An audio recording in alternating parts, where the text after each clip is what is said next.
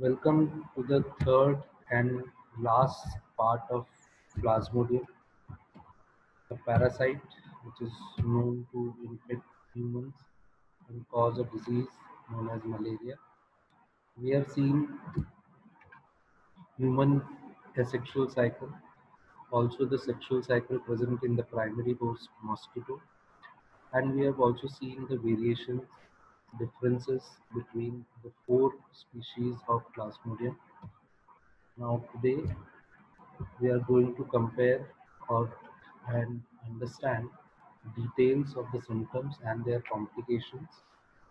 Also, we will see about the investigation done to find out malaria.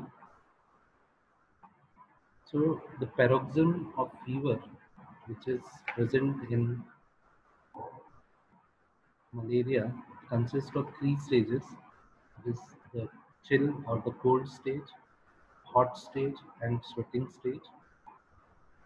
Cold stage gives a feeling of intense chill presenting with shivering, and its duration can last anywhere between 15 minutes to an hour. This immediately is followed by the heat stage,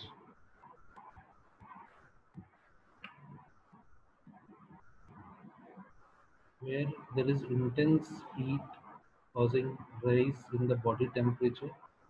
It can be also associated with burning skin, headache, and its duration can last anywhere between 2 to 6 hours. This heat stage is further relieved by profuse sweating, which causes a drop in the temperature of body. This sudden change in the temperature after sweating causes exhaustion, and it can last anywhere between 2 to 4 hours, which would be again followed by the chill stage, then hot, and then sweating. Also, seeing at the periodicity of how the malarial fever paroxysms do repeat themselves. You can see here a graph where you can see the various spikes formed at a regular interval. The first graph shows a repetition after approximately 48 hours, which is a key feature for Plasmodium vivax and ovale. Whereas in the second graph, you can see the paroxysms are repeated after approximately 72 hours, which is a feature of Plasmodium malaria.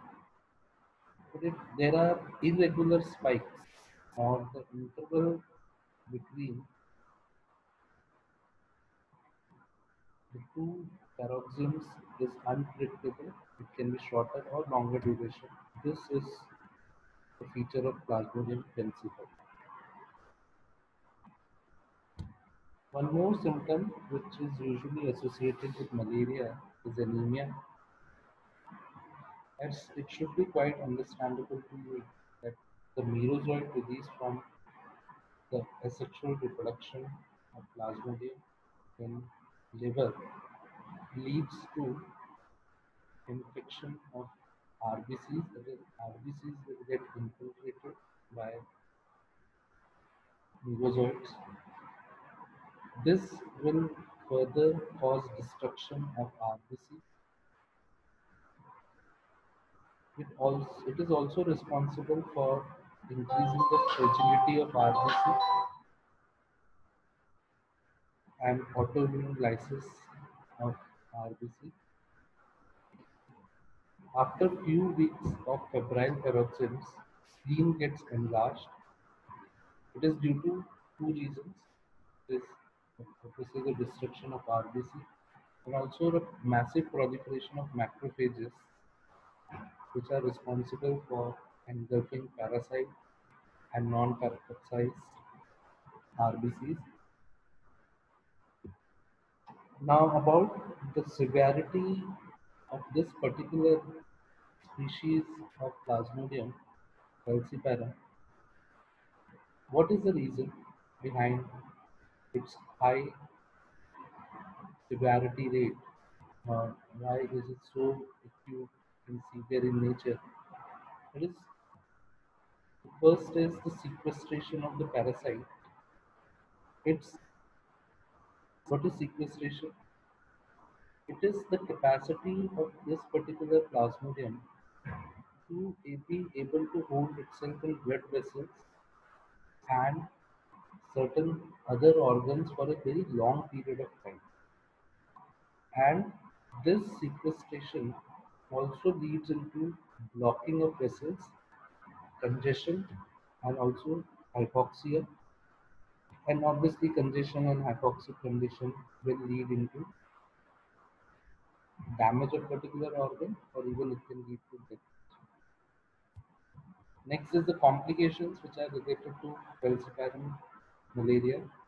The first one, it's quite known to everyone, that is the cerebral malaria. Occurs due to plugging of blood capillaries by rosettes, addition of infected RBCs. We have discussed this. Of sequestered parasites, RBCs leading to vascular occlusion and cerebral anoxia. Obviously, if there is some blockage, it will lead into hypoxic or the anoxic condition. Other defects are retinal hemorrhage, neurological sequel, rarely deep coma.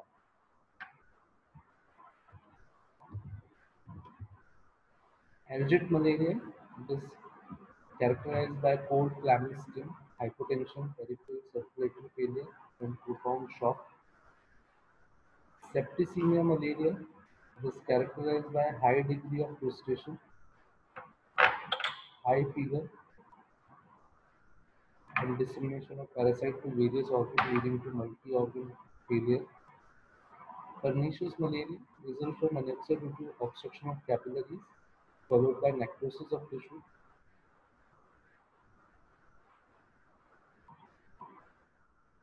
Pernicious malaria is basically divided in three parts, that is depending on the organs that get affected, affecting the nervous system or the gastrointestinal system or any other system like cardiovascular, respiratory, genitourinary system. We have one more terminology named as black water fever, and this black water fever is basically staining the color of urine, which turns out to be very dark, and this is due to intravascular hemolysis and hemoglobinuria, is presence of broken hemoglobin in urine, which causes the dark color, and that is why it is known as black water fever. It is also associated with cardiovascular collapse or shock and abnormalities in clotting of blood. Now the diagnosis. The favorite test that has been done is the peripheral blood smear. It's a gold standard test which is done in a laboratory. I've already explained you what is gold standard test. That is the definitive test or most reliable one test. The thin film of blood is drawn on a slide to identify if there is infection with a particular type of species, whereas thick film is used for detection of malaria parasite. So if you want to detect about the malaria parasite, then it would be a thick film, whereas thin film is used to recognize which type or which species is affected. So how do we draw a thin film, or what are the characteristics of thin film? It is dry, thick, and stain is being used. It is used to determine the species. It's examined for about 20 to 40 minutes for an experienced observer to observe a type of species. Thick films are dry, but they are not fixed, but dehemoglobinated, and stain is obviously used. Staining method can be Jesma stain, Leishman stain, and field stain are used in making this film. How do we interpret? Thick film are being observed for lysed RBCs, that is broken down RBCs, large volumes of RBCs which are obviously carrying multiple merozoites in them. The quantity of blood uh, that we need to see in that field is 0.25 microliter of blood in 100 fields. More difficult to diagnose species in the thick film, and it is a screening test. So it's a preliminary test to whether diagnose if malaria parasite is present or not. After screening, you can go to thin film formation where you can judge about type of species. And this thin film, what we find is fixed RBCs present in a single layer, whereas in thick film they are present in multiple layers. The amount of blood that is used is quite smaller. As you can see, the quantity of blood that is used. It is always good for determining the species of Plasmodium. It requires comparatively more time to read to identify a particular species. And in this, what happens is as the quantity of blood used is quite low, so there are chances of missing out the presence of infection. So I think so both of these tests must be done. The thick pen would be rather a diagnostic for confirmation of presence of malaria parasite, whereas thin film would be for knowing which species is being present. There are also other methods which is known as fluorescence microscopy. Kawamoto technique, fluorescence staining method for demonstrating malaria parasite is also used. Blood smear are prepared on slide and are stained with ethylene orange examined under fluorescent microscope. Nuclear DNA is stained green. Quantitative Buffy coat examination (QBC) malaria test is advanced microscopic technique for malaria diagnosis. It contains three steps, that is concentration of blood by centrifugation, staining with ethylene orange, and examination under ultraviolet light. So this is how you can see this how they have done it. But once you centrifuge it, you get the erythrocytes present there, and then after adding acridine dye, when you observe it under UV light, so you get fluorescent malaria parasite visible in that UV light.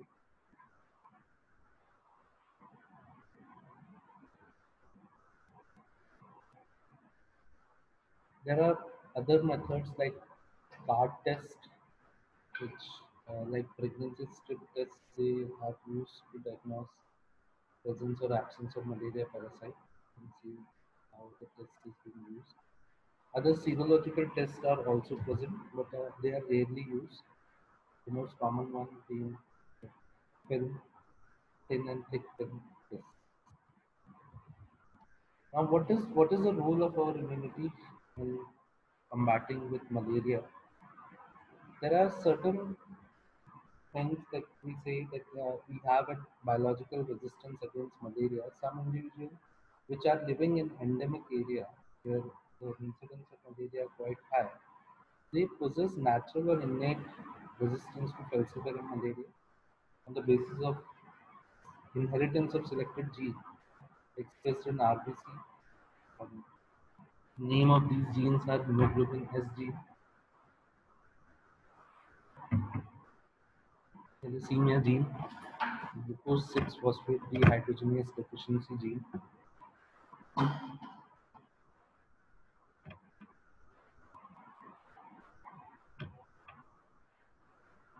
and podocytosis gene.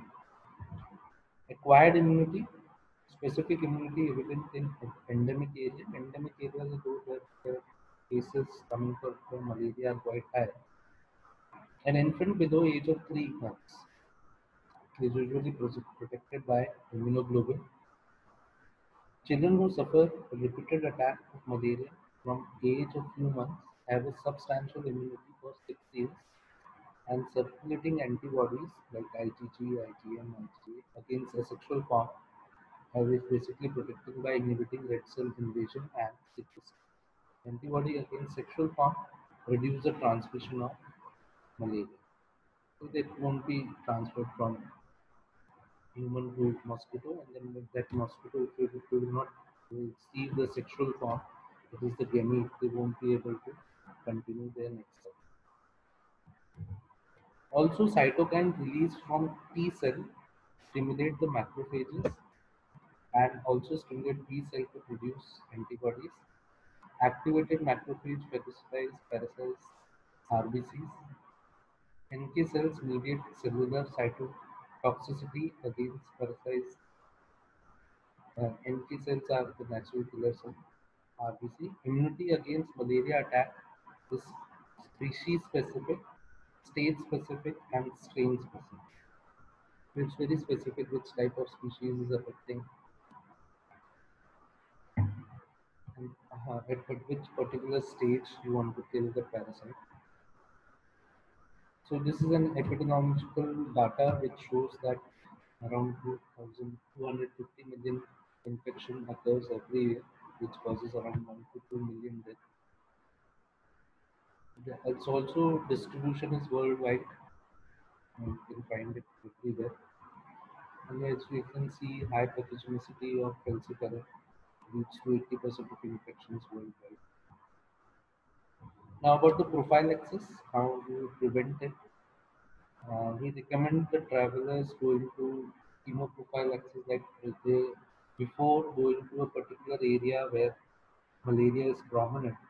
We do suggest them some medicines like chloroquine, which would be preventive to them.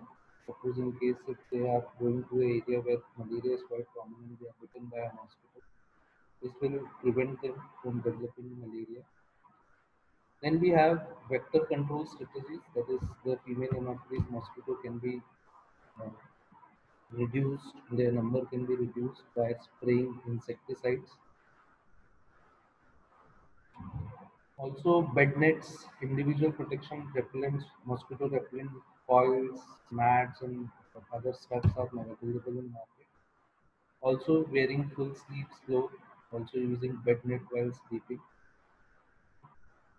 These female Anopheles mosquito do lay larvae in water, and this there is a fish known as Gambusia, which is used as a biological larvicide because they eat at the larva of bacteria, of this plasmodium, no, female Anopheles mosquito. And there are other larvicides which are chemical in nature, and when they are sprayed, they destroy the larva of female Anopheles mosquito. Also, suggestions are being made to not allow the water to accumulate at a certain place for a long period of time. So these measures can be taken.